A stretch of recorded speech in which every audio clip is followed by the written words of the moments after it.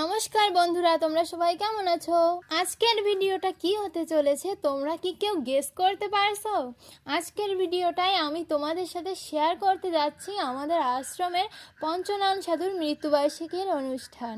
আজকের এই দিনটায় আমাদের আশ্রমে বড় করে অনুষ্ঠান করা হয়, অনেক মানুষের সমাগম হয়। দেখছো, ডোঙ্গায় জল টল পেরিয়ে মনের টানে চলে আসলাম আমাদের আশ্রমের শান্তির ঠিকানায়। আগেই তোমাদের দেখাই আমাদের আশ্রমের চারিপাশটা। পরে বলেছেন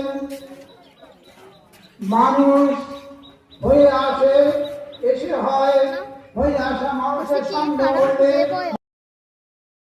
ছোট বোনেরা চন্দনের ফোঁটা দিচ্ছে, চন্দন পরে নিয়েই ঠাকুরকে প্রণাম করে নিলাম।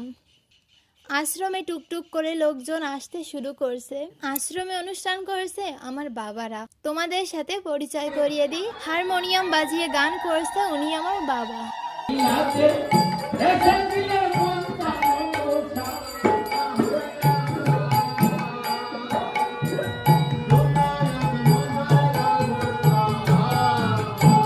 এই যে ছবিতে আমাদের গুরুদেব পঞ্চনয়ন গোস্বামী, ওনারই আজ মৃত্যুবার্ষিকী। অনুষ্ঠানের শেষে আশ্রমের প্রসাদ হিসাবে খিচুড়ির আয়োজন করা হচ্ছে। এখানে মা, কাকিমা, বৌদিরা মিলে সবজি কাটাকাটি করেছে।